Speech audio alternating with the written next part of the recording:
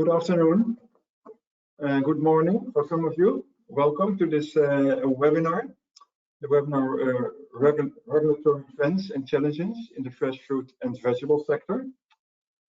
So today we start this webinar, and just important to know that we cannot hear or see you.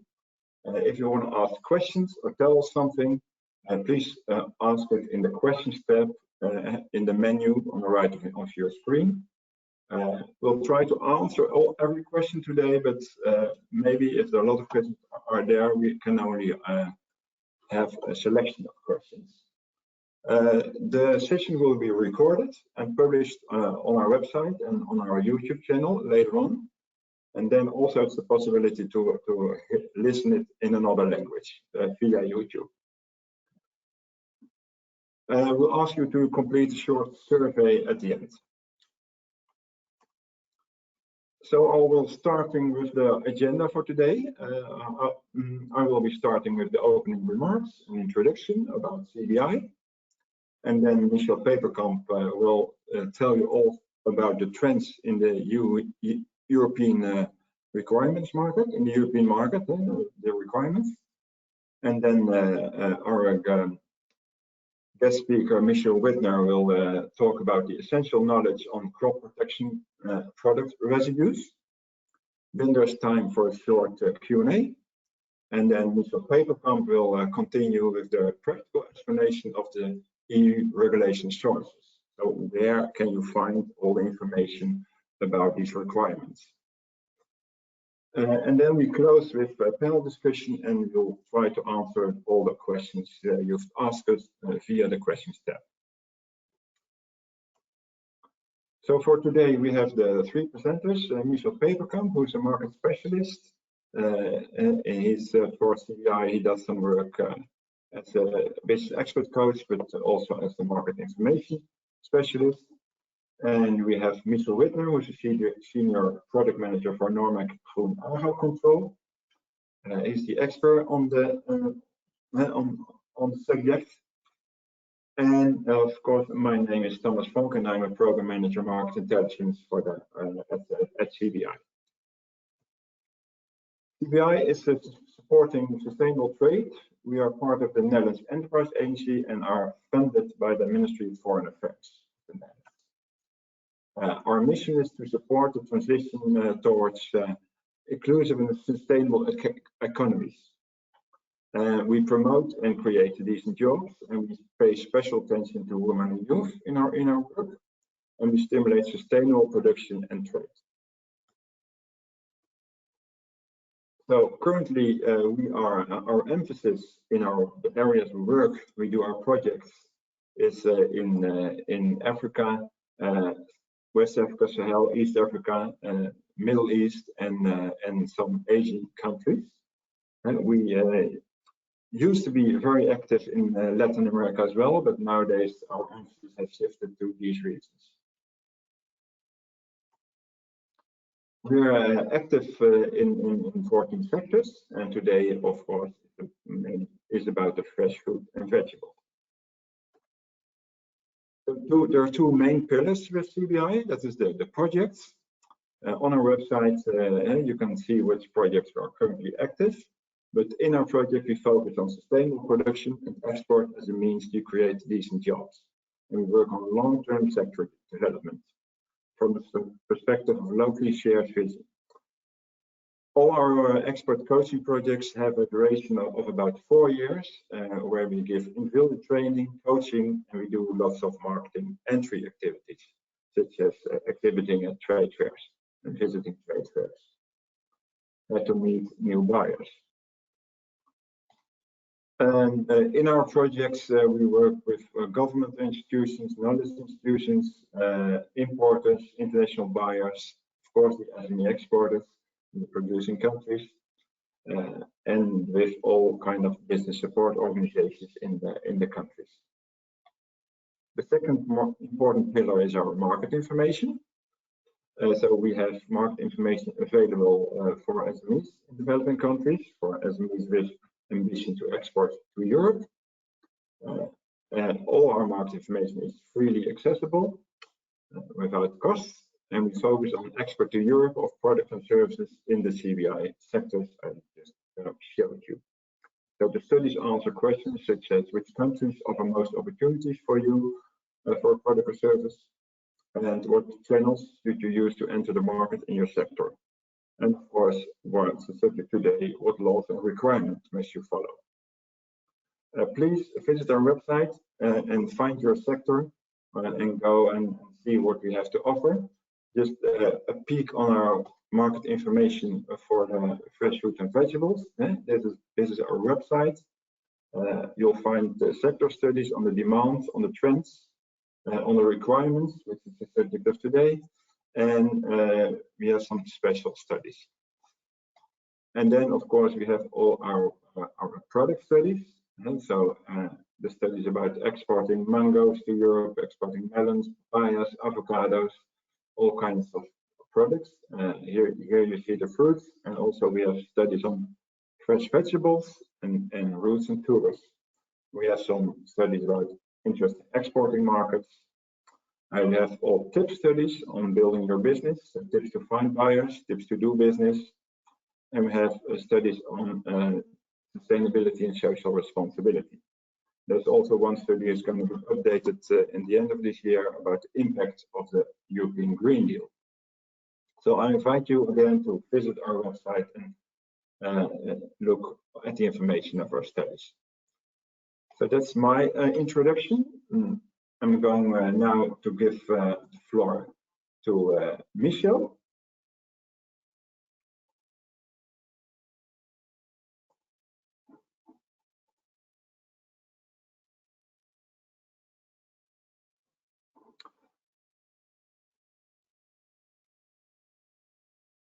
Hi Thomas, thank you. Yes. I hope you can all see the screen I'm sharing with you. Yeah, thank you Thomas for the kind introduction. So today we will talk about regulatory trends and challenges in the fresh fruit and vegetable sector. And I will do that together with our guest speaker, Michel Peperkamp from Normac Food Agro Control Laboratories. So I think Thomas already went into the agenda for today. I think that's quite clear. So I would like to continue with some of the trends and some of the basic requirements for the EU market.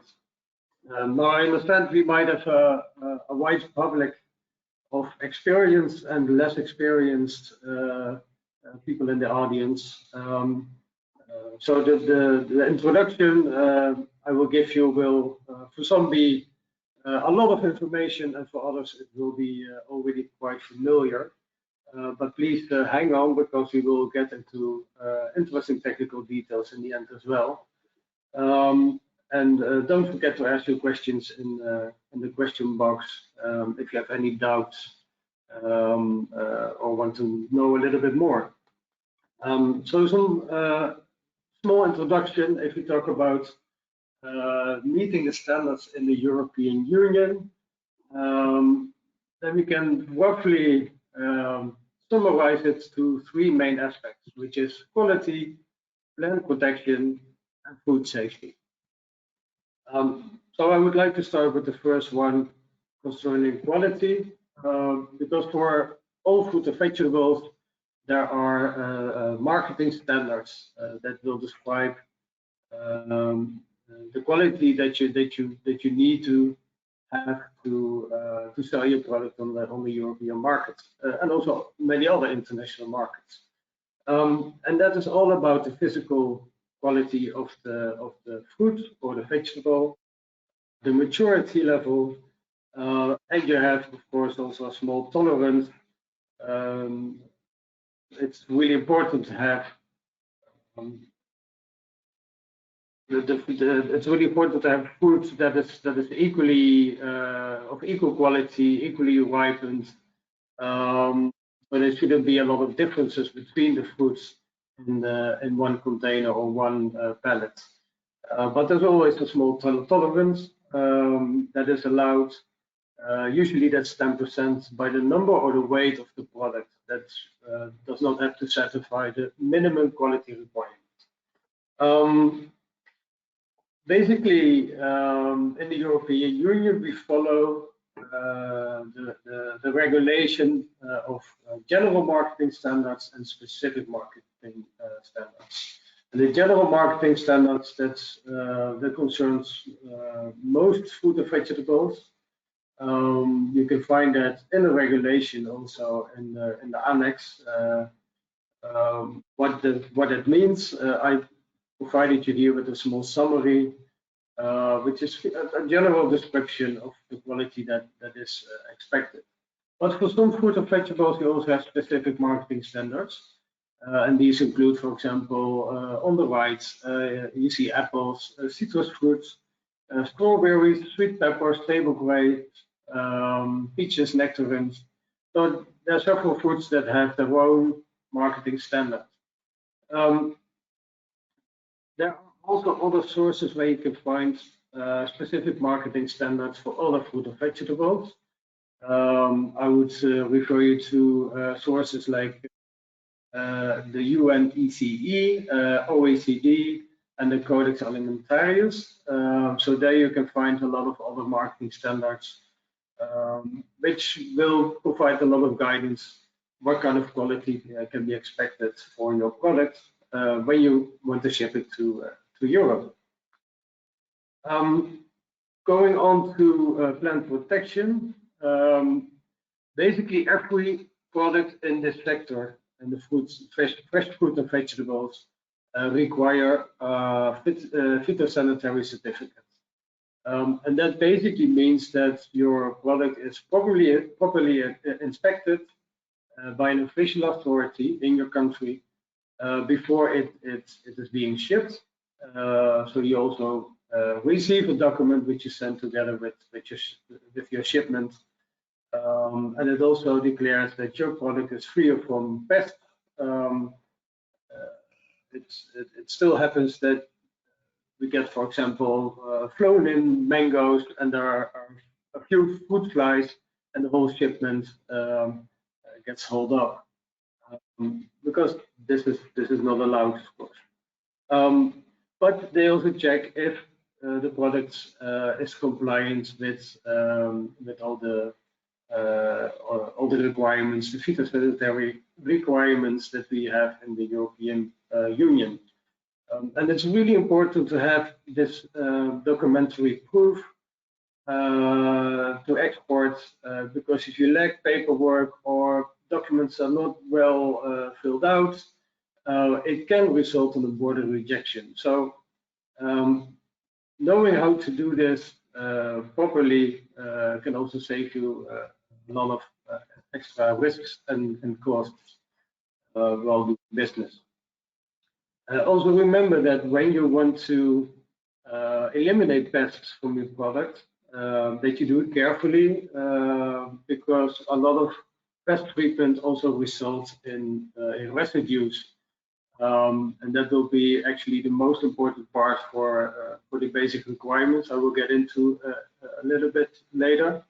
I also wanted to mention that the only fruits that no phytosanitary certificate is required for, that includes pineapple, banana, coconut, durian fruit, and dates. But like I said, the most important part is make sure it's free from pests, but also really take care of the potential residues. And that goes into food safety, because this is probably the most important aspect to focus on when doing business with the European Union, as well as other European countries. And that is the maximum residue level. Concerns pesticides, so active substances. It also includes contaminants like heavy metals. So if you have a lot of heavy metals in your soil where you produce, you may have some higher residues. It's good to test that. But also microbiological residues, which could be Salmonella or E. coli. And this is usually common for fruits and vegetables that is manually processed. Simple things like forgetting to wash hands when cutting up fruits, when packing fruits, that may result in these contaminations.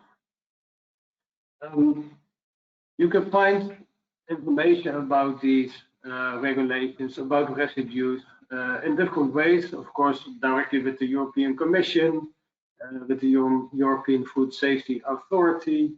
That's a pesticide database.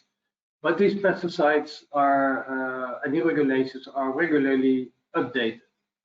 And I think one of the sources to find easy information on these updates is, for example, AGI Info. So if you go to that website, you can also see several updates and planned updates for certain regulations.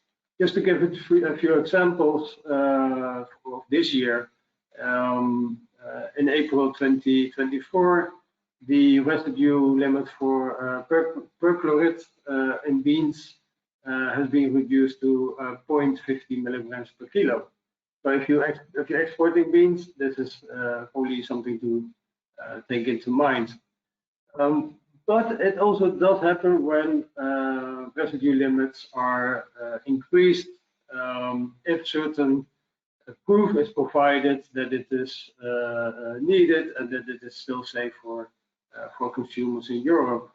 That happens, for example, with Mandi Propamid in papaya, after an applicant's request, but also, if I pronounce it well, methylfluconazole in citrus, strawberry, tomatoes, bell peppers, also has a slightly higher allowed residue.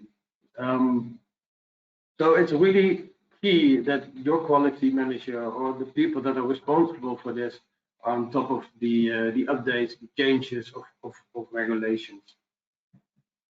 We will definitely get back to that later, especially with our guest speaker, who is a specialist in residues and testing.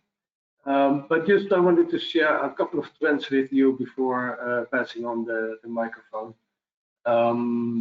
There are a couple of trends I would like to share, which is one, some changing strategies in Europe, including the farm to fork strategy. There's a great ambition in Europe, but we also face a certain reality. So I want to share some data with you on that. And also share some common issues and actions. And ultimately, what do consumers, what do retailers actually think about all these rules? And where do they come from? So let's start with the Green Deal. Already mentioned, there's some information on the CBI websites, but basically we started to have a high ambition concerning sustainable agriculture and reducing pesticides, reducing fertilizer use. So we set a high ambition in Europe itself. So the ambition is to reduce pesticide use by 50% in 2030, and even more hazardous pesticides also by 50%. So these are quite high ambitions.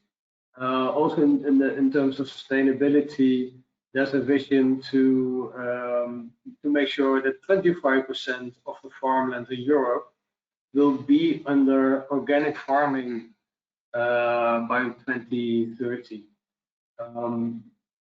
So that's not nothing, so to say. So there also is a lot of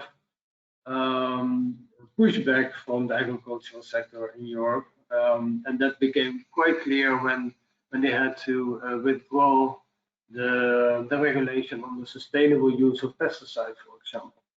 So we are, I think, in the middle of a period when we are really looking for new ways of agriculture producing in a more sustainable way, taking care of the environment, but also protecting consumers. And a lot of things are going on, and I think it's really important to keep track of these developments. It's hard to say where the future is going. We have kind of a direction, but the pace in which the developments will take place, it's hard to predict. But it's always good to prepare when you have the European market as a principal buyer of your products. So looking a little bit in the trends of pesticides, if you look at the European market, you can find data that indicates that the pesticide use in Europe itself is going down. And actually, we are quite close to the target that we aim for 2030. Now, this is one set of data, of course. I think there is a trend that we are using less and less pesticides, but there are also other sources that will show, for example, from Food Watch Netherlands, that there was actually quite an increase in residues, typically in children's fruit, like apples, pears, bananas. So we can actually see an increase of residues on the fruit. So there's a sort of like a difference in data, but you can see the amount of attention that goes to these types of developments. So yes, we want less pesticides, but in reality, we're still quite a distance from our ambitions, I would say. However, when there's something wrong with a product, when there are checks of your product and people find residues or potential risks for the consumer, we have a system that registers all the things that have been measured and have been shared with other countries. And that is a rapid alert system for food and feed, so RASAF in short. So basically everything will be registered that results, for example, in a serious risk or in a border rejection or in a notification. And if there's a trend from a certain country with a certain fruit or vegetable, that will definitely have consequences in new regulation. So, for example, I'd like to share a couple of common issues and actions. If you look at the high-risk fruit and vegetables, that would include, for example, chili peppers or normal peppers as well, beans, but also exotic fruits and vegetables. And if you look at this table, of course is not complete, but it gives some insight. Then you can see that there is quite a bit of extra control implemented for the European Union for fruits or vegetables that are imported. So, for example, if you look at eggplant or aubergine from the Dominican Republic, then 50% of all the shipments are being checked for pesticide residues. For example, for chili peppers, that's 50% from the Dominican Republic is checked, 30% from India and Egypt, as well as Thailand. So you see there, if there's a certain trend for a certain product and they see there's a high risk, they get much more checked at the border. But these checks also will increase the cost for importers. So there's also something to take into account because it will definitely make you less competitive as a country in the end. So repeating issues for certain fruits and vegetables can result in an increased border inspection. Or even worse, they could even close the border for for a specific period. So everything you do as an exporter can also affect the activities of other exporters around, and also the reputation for your country. So I think you have a great obligation to your country and to fellow exporters to do things the right way. Then lastly, if we look at retail and consumers, there's a lot of concern about health and protecting consumers. So supermarkets are always under certain pressure from consumers and interest groups that are promoting more sustainable and more healthy food products. And retailers are very serious about this because, you know, they're under a lot of scrutiny. A negative news, a negative article about the supermarket, that impacts their reputation, it impacts their sales. So it's in their interest to be strict and to show that they are doing the right thing. So basically, if you want to export your product and you are hoping for your product to end up in the larger retailers in Europe, then you cannot do that anymore without a global gap certification. That's a basic requirement that these retailers are asking for. But also in terms of sustainability, SMETA, for example, or Global Gap Grasp, those are quite general certifications to have just for the retailers. And for some products, also Rainforest Alliance, it's becoming more and more important.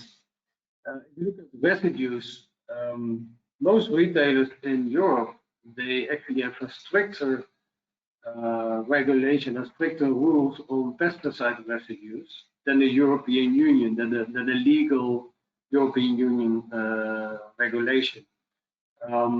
I usually refer to the legal standard, which is probably one of the most strict standards, because they have a standard of 33% of the legal standard. So that means that the residue limit on your fresh fruit or vegetable should be only 33% of the legal amount.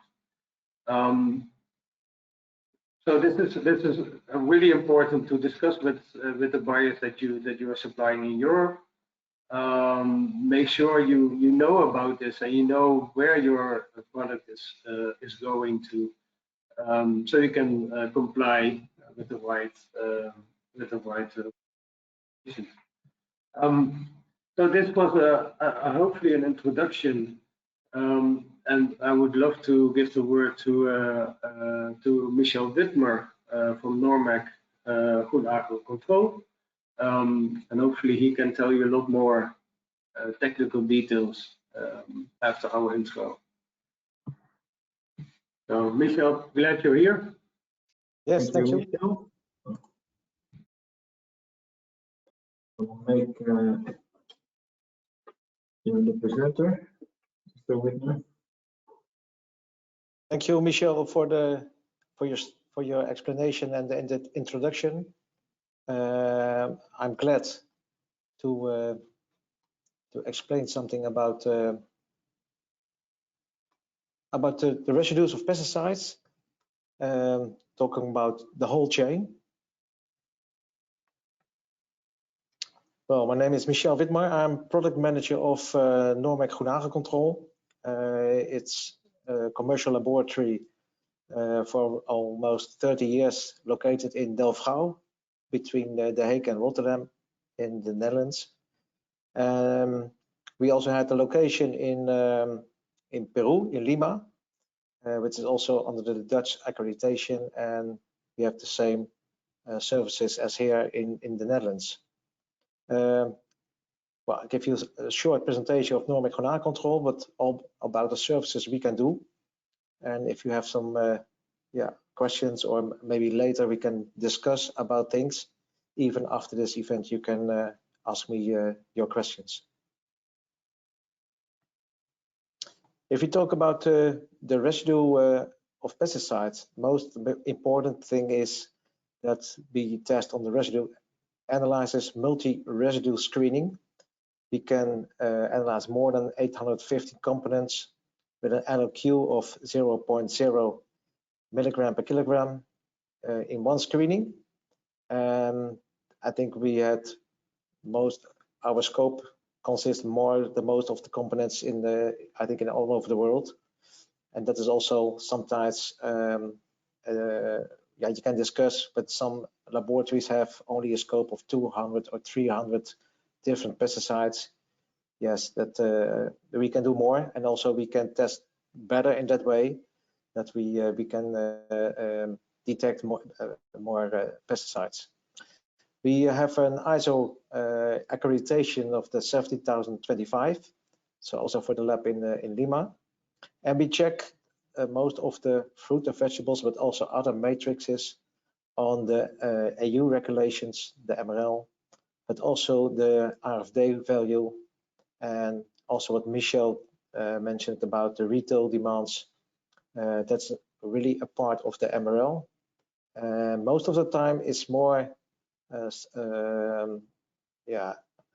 higher than the European MRL.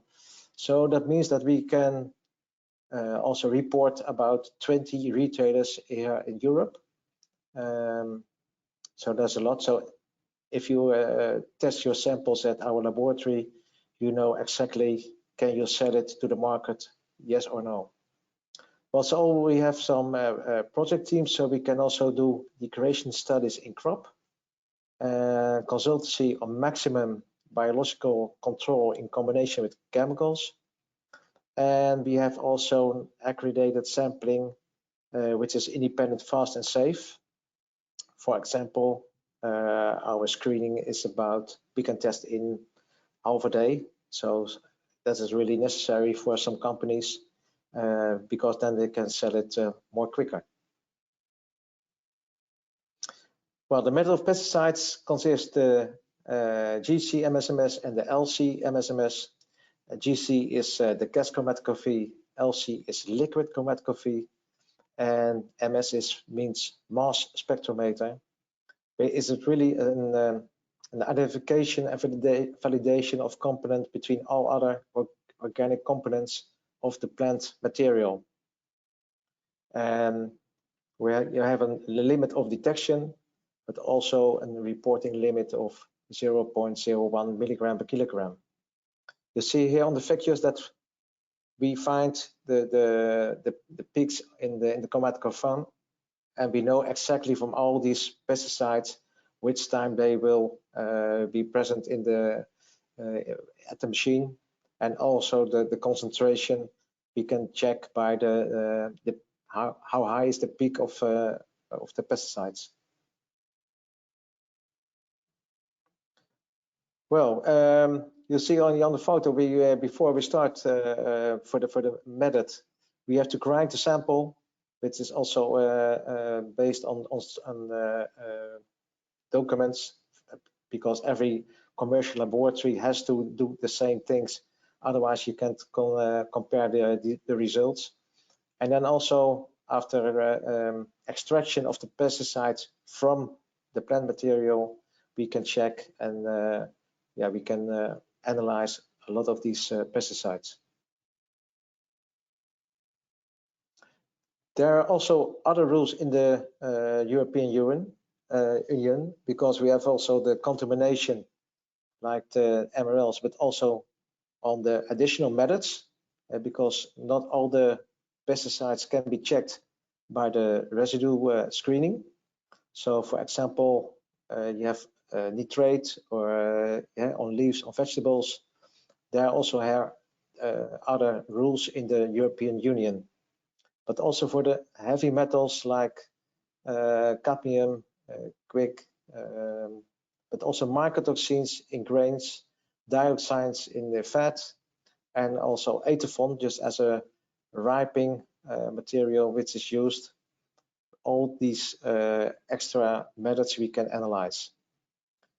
Sometimes you also have some additives, enamels like sulfite, which is used on grapes and lychees against fungicides, but also sometimes waxes are used on avocados, mangoes, and also on the citrus to protect them against well, fungicides, insecticides, but also you have solvents to remove these waxes. But all these components have some additives, enamels, and they have also their own MRLs, maximum residue level. What are the other rules? Well, we also have to take care of the quality systems of our clients. So that can be the BSC, EFS, but also for the global cap and QS from Germany. So components that does not belong on fruits, but also incidents that cause extra rules with MRLs. For example, we had checked for a lot of years ago chlormequat on grapes and pears from India, but even nowadays we will find this pesticide on the current samples we receive. Because we have a laboratory in the Netherlands, but we also receive directly samples from all over the world. So it's not only by importers or from these products here in the Netherlands. Also quat, which is in soap used as a disinfectant, DDSA or BAC, we can check them based that most of the times they do not waste with water after use of quats in the factory. But also what's more important is perchlorate and chlorate from disinfectant of chloride. Just for example, the tap water in Spain consists a lot of concentration of chloride, and even if you use that water in Spain on the product, you will have some you will find these contaminants. And the last one, which is really well known because it's about 2 years ago, they used ethylene oxide in India against insects, but also against salmonella on sesame seeds, because they didn't know that the ethylene oxide was coming into the product, because the fat contains it very easily, and normally they use it on dry herbs, but after that there were a lot of problems with fat containing products, also from AGF, fruit and vegetables like ginger. So that was a lot of extra work for us also to start with this method, but in short time it was successful for us, and even now we test it on different products.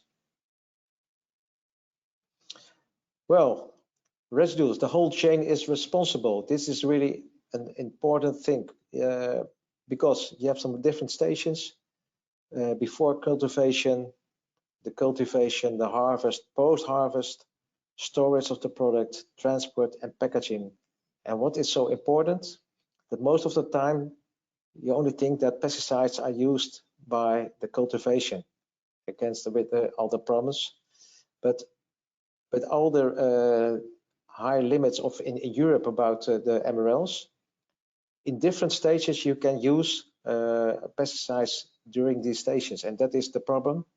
That if you think, oh, I only have used 4 different pesticides, what is common for a product and also for the limit, but otherwise if someone use during transport, packaging, pesticides, you have a problem.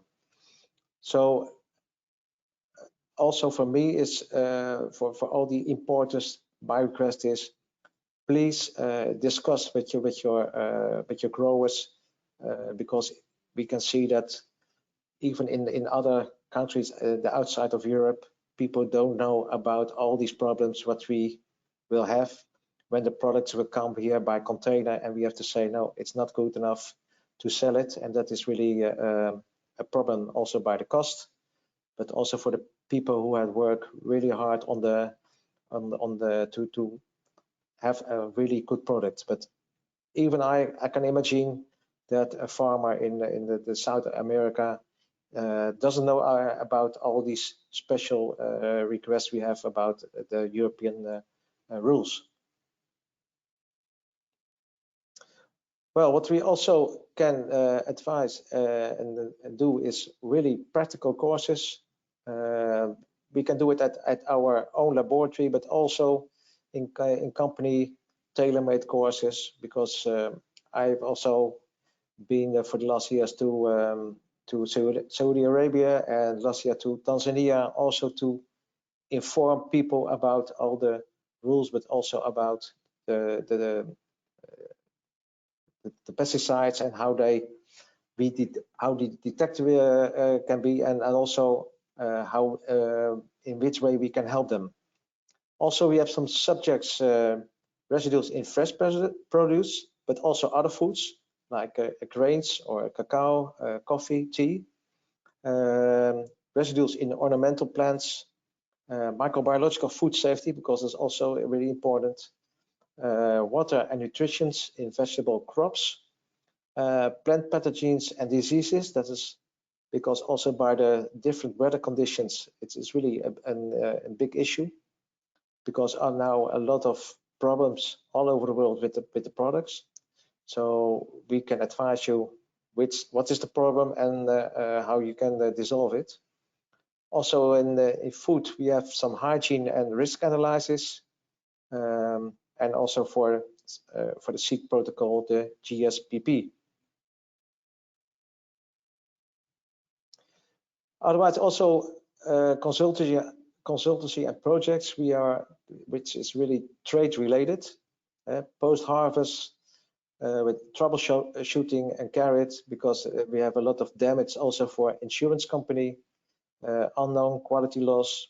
So I take a lot of samples on the locations where the fruit and vegetables are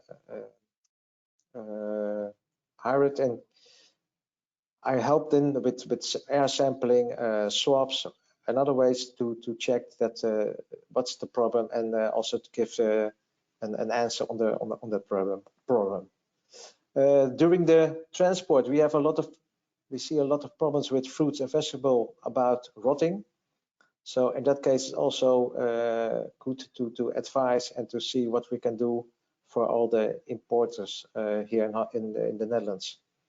Well, we give also some courses for traders, residue and degradation studies, risk analysis, microbiological human pathogens, and also maximum residue levels, also for the big retailers like the Aldi, the Lidl, Ahold. And we also do monitoring program for Global Gap. Well, thanks for your attention, and maybe you have some remarks or questions. Please let us know about the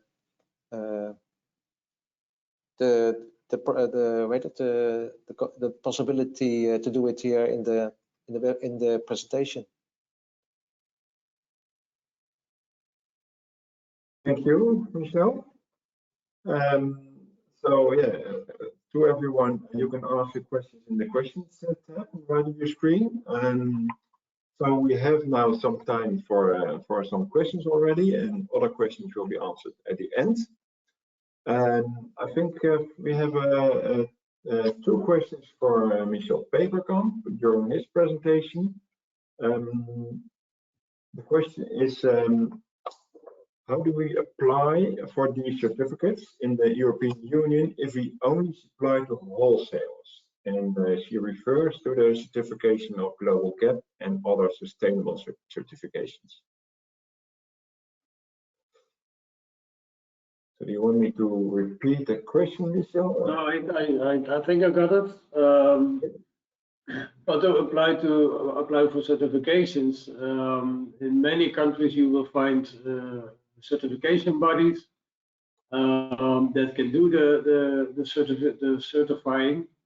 You need a recognized certifier to do that. It should not be too difficult for most countries. But if you talk about the wholesalers, of course, wholesalers could be less strict than retailers in terms of certification. But you never know where your product will end up. So I would definitely recommend Global Gap as a basic certification anyway. If you're already dealing with wholesalers and you have Global Gap, then you can slowly also go on and professionalize further, getting more types of certifications, especially in the sustainability part. For example, like I said, SMETA is quite common. But I think also bigger wholesalers, they will require more in terms of certification. So it depends a little bit on the product that you're exporting as well. So a niche product would require less certification. More common products would be more. But maybe it's interesting to hear a little bit more from Michel Peperkamp about some of the stories that he has encountered in his job. Because of course Normek is working a lot with different companies, so you must have some interesting stories about good and bad practices, I imagine. Yes, yeah, we had a lot of proposals. Yes, because we also sometimes you like to have that someone has a problem that we can help, but even we have also when we doing the screening, sometimes there is something analyzed and yeah, the client is not happy with that, and then we have to check really 2 or 3 times extra to be sure that that pesticide is not present or just present in the product. And even if it is present, yeah, then you don't like it. But yeah, that's the reality. So we check and we really send a report about the pesticides we have found. But sometimes it's not. They are not happy with us with that in that case. Okay, thank you. We'll go to a question yet again about the Global Gap certification. Is the Global Gap certification applicable for farmers only, or can it be issued to traders or food processing industry as well? I think for Mr. Peperkamp. Yeah, Global Gap really focuses on the agricultural production, of course, but it often happens that the company that is responsible for the export and the sourcing of the products also takes responsibility of certifying their producers or the farmers with the Global Gap. So again, it depends a bit on the situation, but there are bigger producers that have their own production. They can certify for Global Gap, but you also have companies like exporting companies that work together with producers, and they could also take care of the Global Gap certification. But then it will be more in their name. So that's also a possibility. But it's focused on the agricultural production mainly. Yeah. Okay. Thank you. And there's a question from India, who's someone trading fresh fruit and vegetables and spices. He's asking if we can suggest the certification list. So what are, I think he means, what are the main certifications you should have for smooth trading? Of course, I can firstly refer them to our market studies, which they name all the certifications that are asked a lot, but maybe Mr. Peperkamp can name a few. I think we both named several. I mentioned, for example, Global Gaps Meta, but Michel Peperkamp also referred to, for example, BRC, which is more focused on food safety. I think it's really important. But besides having these certifications, it's not just about having the certification, it's also about knowing what you're doing. Because you can have all these certifications, but if in practice you don't comply with them, or you're making mistakes despite of the certifications, then you will still take a risk. I don't think it's the first time that companies have lost full container loads of expensive foods just because they made a mistake they could have avoided. So maybe Michel Peperkamp can share some more on that. I'm not sure. Sometimes it's based on the retailer you want to sell your product, which system you have to follow. So the BSc is more for from English for England, say, and the other one, the EFF, is more for Germany, Italian, France. It's more the opposite of the BSc, but each company can follow that in that way, but it's all on food safety based. So your company is checked every time by audits, and you have to show that you have a good procedure for the food safety. And that is, I think, for what kind of system it is, you have to be sure that the product you sell, it must be really food safe.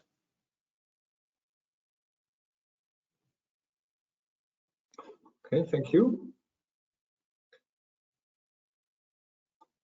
Okay, we have we do one more question and we go to our next item. Otherwise, we get out of time.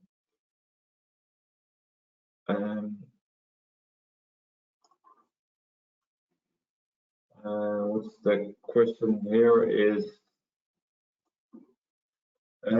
there any focus on sustainability data required, for example, for the deforestation legislation and for the carbon legislation of the European Union? This is a question. Sounds familiar to you?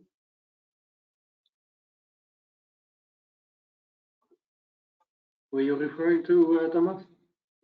I think to you.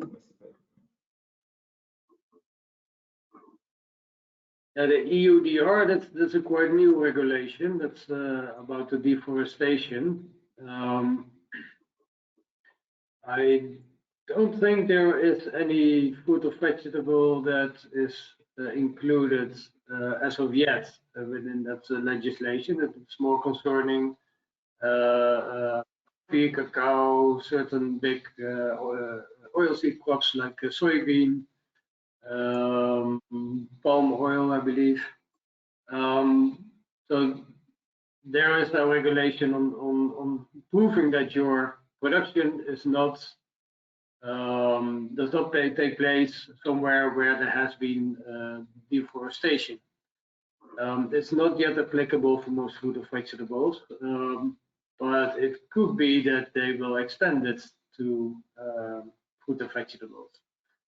So it's definitely something to take into account, but I think for now we're still lucky to see what happens with the other products first.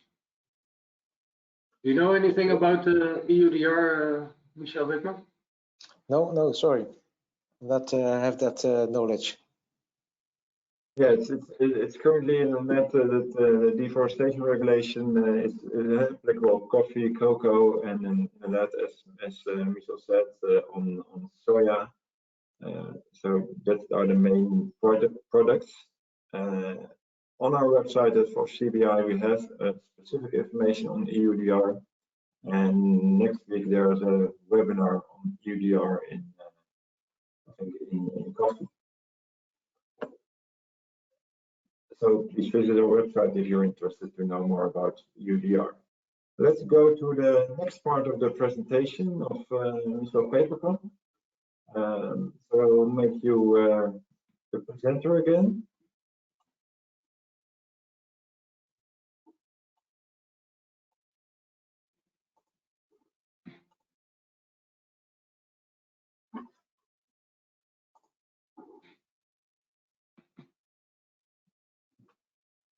Hopefully you can see my screen again. Yes. Okay. So yeah, well, thank you, Michel Peperkamp, for your presentation and your technical insights. I think it's good for any exporter to really make sure that you test your product and that you know what you're exporting. Know about which residue levels may your product contain. And basically, I think if you do things right,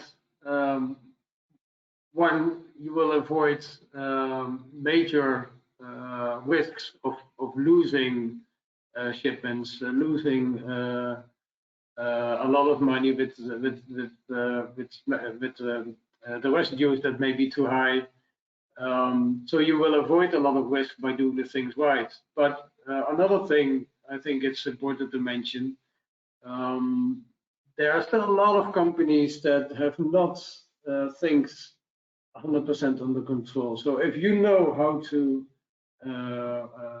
deal with all these things properly, and you really test your product, you know what you're exporting, you're clear to your buyer, you keep him up to date. So if you do all the things right, you will have a great advantage over a lot of other companies that are still struggling with that. So I think that should also be one of the main reasons to learn and to make sure that you think that you know how to deal with these things.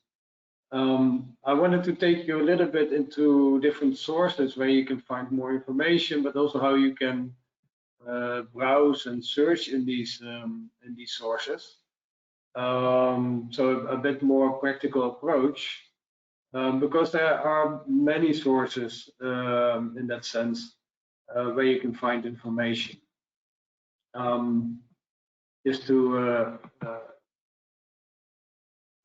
to name a couple, of course, we have the website of CBI, which Thomas already showed you. You can find a lot of things about bio requirements, for example. But you have other sources, including different sources from the European Commission, like access to markets, like the pesticide database. We have external sources from, like I mentioned before, AG Info, with updates on regulations and certain pesticides that are banned or residues that change, as well as CABI, CABI, bioprotection portal. And of course, you can find all the regulations of the European Union also online. But I can imagine that it's like a forest, a dense forest of information for most people. So let me give a few examples of sources and show it in a practical way. So starting with access to markets. Access to market is basically, well, I would say it's a tool to find specific information when you are exporting a certain crop to a certain European country. And you can find trade data, but you can also find a lot about regulations. So what you do is you go to access to markets, then you find My Trade Assistant, and you see here you can fill in your product, which may be in this case pineapple from Costa Rica, for example, and the country that you're exporting to. So this is what you fill in. and then you get a result. Well, first you select the right product, of course. Each product has its own product code, HS code. So here you see all the lists, and you can find the exact product that you are looking for. So in this case, we have selected pineapples, and I selected other because in pineapples you have dried pineapples and you have all the other options, which includes, of course, fresh pineapples. So there's the HS code, which is 080430090. And then you get a quick result. For example, you get import tax, for example, from your country to the European Union. There are you can also look at trade flows, the statistics of the specific products, and also import requirements. So if you look on the left side, you can see all the information that you can get based on, in this case, exporting pineapple from Costa Rica to France.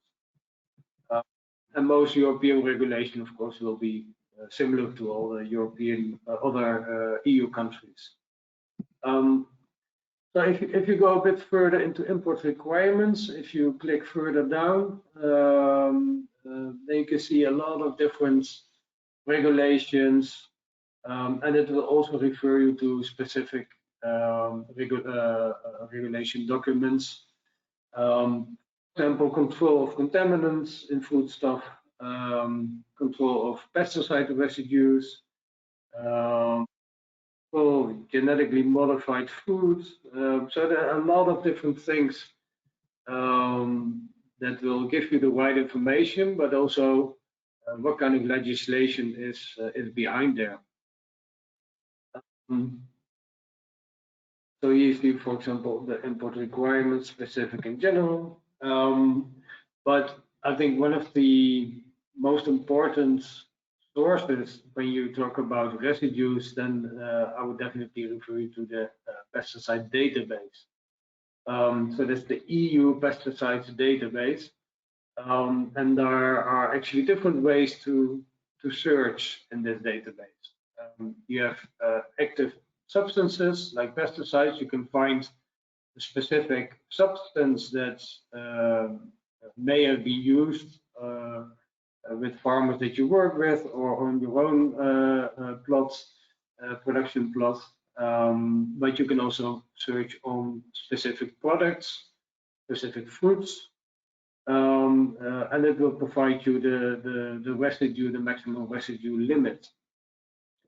So this is actually quite an interesting database. It's very extensive, but if you register well the pesticides that are used in the production, you can also search for the different residues, so you know how much you will be able to apply, for example. And then it's really important to use laboratories like NORMAC or other recognized laboratories that can help you with the pesticides and chemical residue levels, because they will show you the end result. So if you search in this database, for example, you can you can find a lot of different fruits. I will use again the example of pineapple. You can search in the search box, and then you search in this case for pineapple. You will get all the residue limits for pineapple. So here you see it starts, of course, with the numbers. You see pesticide residues, and you see the residue level behind there, which is 0.01. That's more or less the basic residue limit.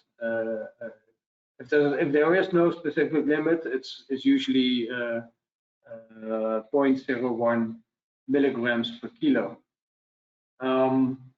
But these this data will change once in a while with new updates.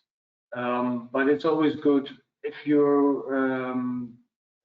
doubt something about your product, if you are hesitating about applying certain chemicals, always have a look at this database because you know, one, is it allowed, because certain chemicals are banned completely, and other chemicals are permitted in smaller quantities, but make sure you know the residue limit.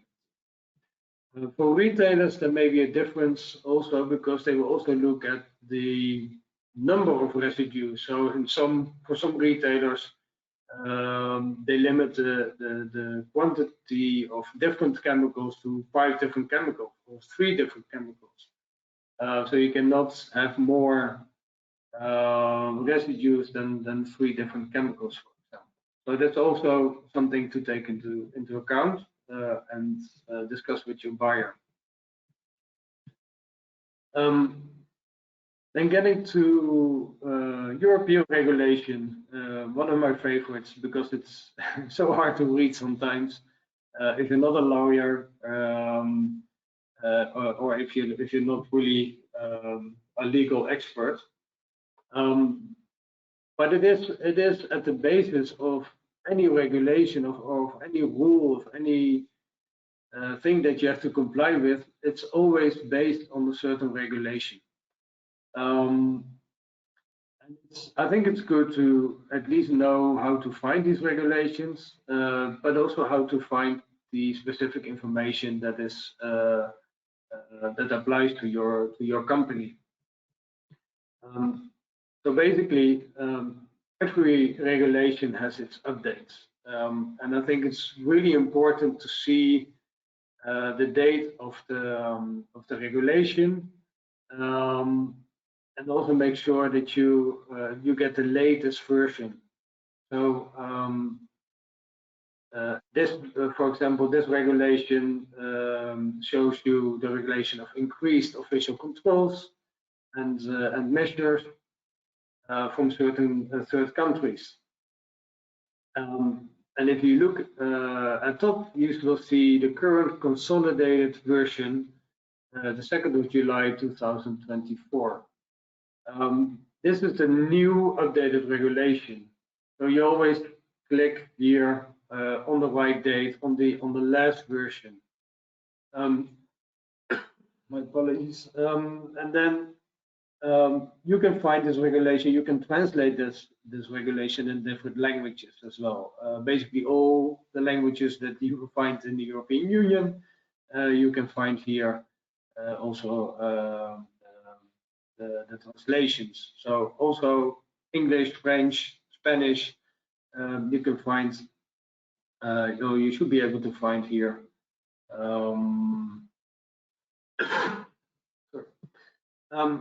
And also on the left, you can see the different versions throughout the years.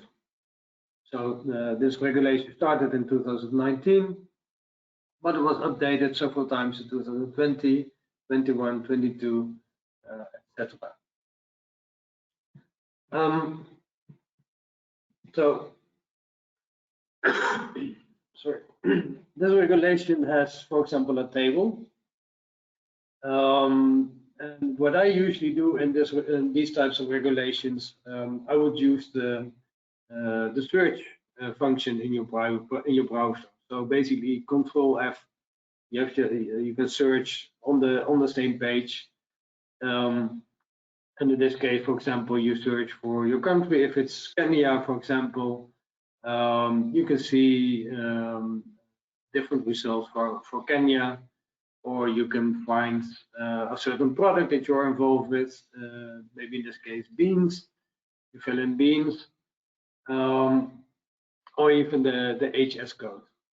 And then you can see here, for example, that beans from Kenya, which HS code 070820 has additional checks for pesticide residues.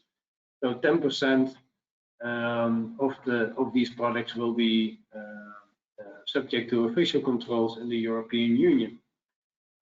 So I would definitely recommend not to read the whole legislation if it's not your expertise, but you can also find specific topics by just using the search function of your browser. So maybe a couple of last tips before you might want to ask your last questions in the question box.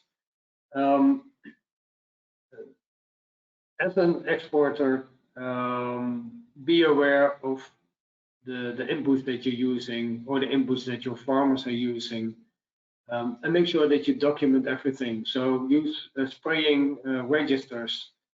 Document all the chemicals that are being used, in what quantities, and when.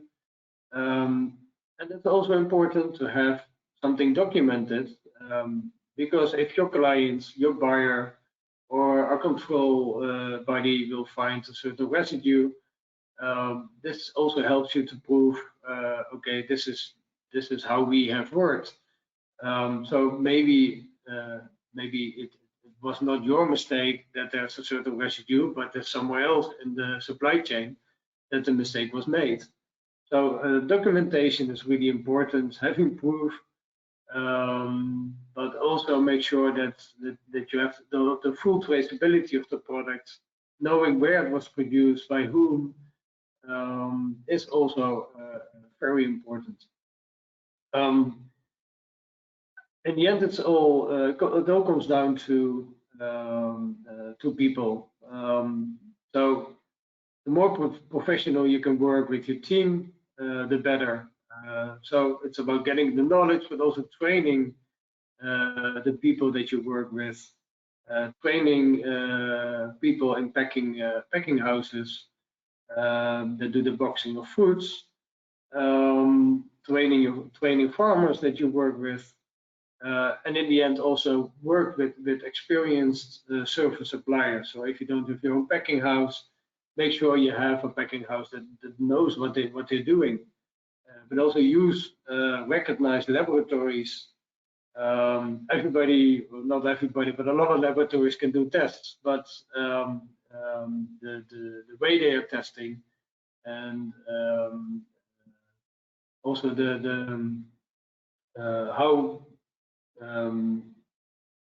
how well they test on the smallest residues, there's a lot of differences. So make sure that you work with decent service suppliers that can help you with getting the right product. And of course, keep all sources and all information available to you, to your team, to your colleagues, and follow the updates from the EU legislation. So it's always good to have at least one person in your company that does follow the updates, that keeps track of all the changing regulation, but also knows how to get the right product to the right client. So that's for my part. I think if you have questions, it would be good to put them now quickly in the question box of our tool, and I would gladly give the word back to Thomas. Thank you, Michel. Yeah, we go to some last questions. And the first one, I hope Mr. Whitmer can answer. It's somebody is. I'm now trying to find the question again. Oh, yes. Can you share your experience or some case studies of border rejections and probable solutions on them?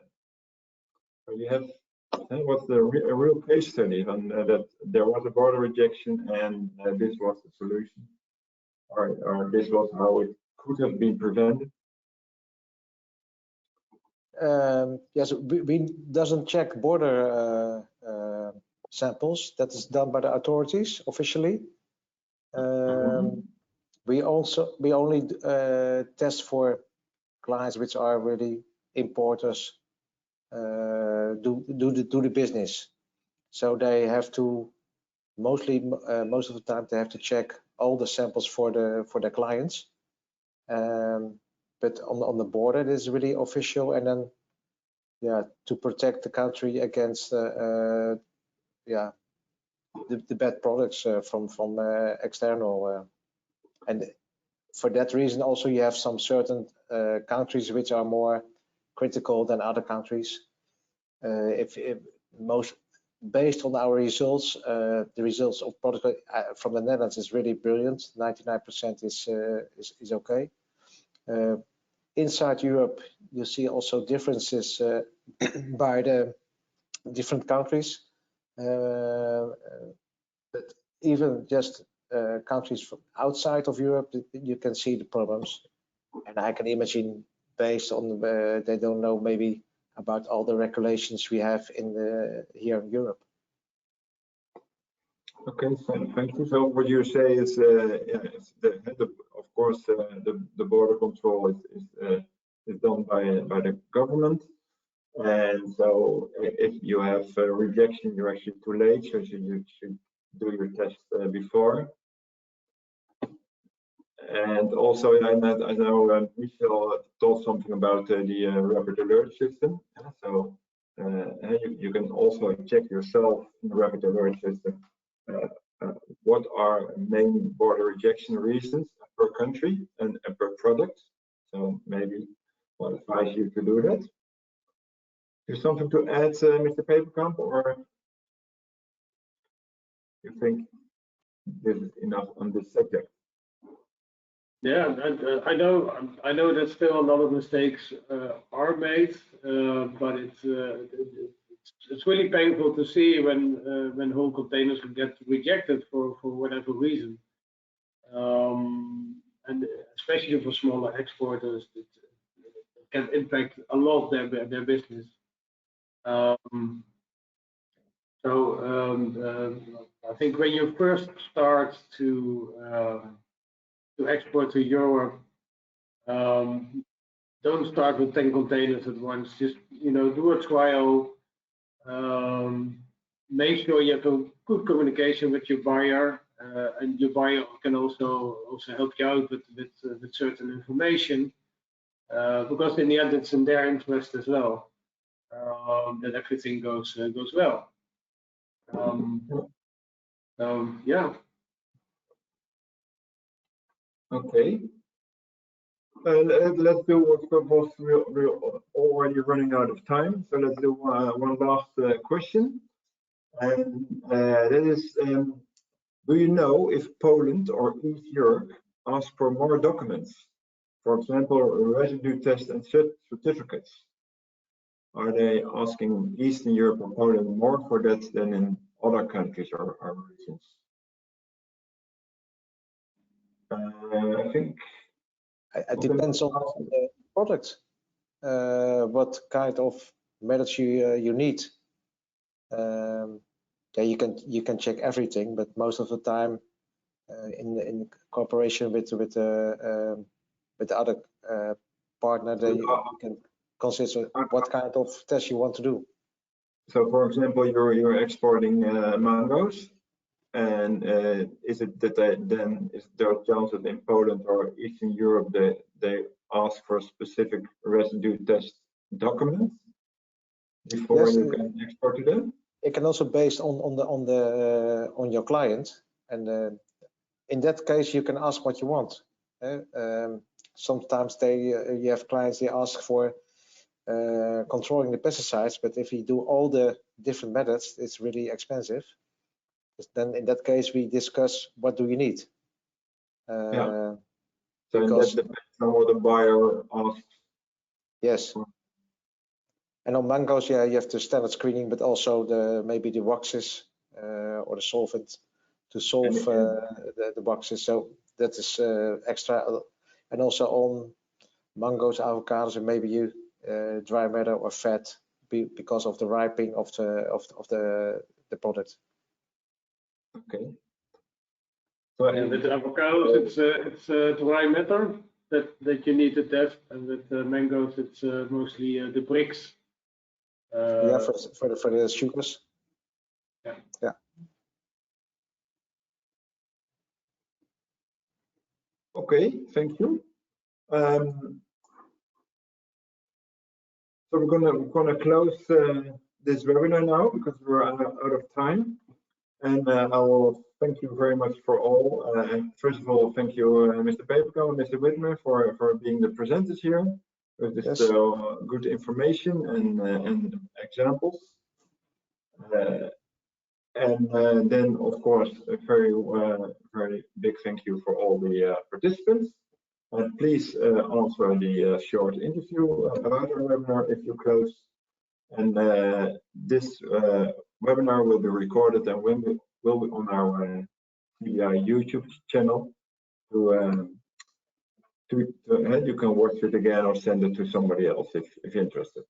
And you will all receive this presentation by email probably next week. So thank you all and hope to see you again for our new webinars. Thank you, Thomas. And thank you, Michel Whitmer. Yes, no problem. Thank you very much also to you.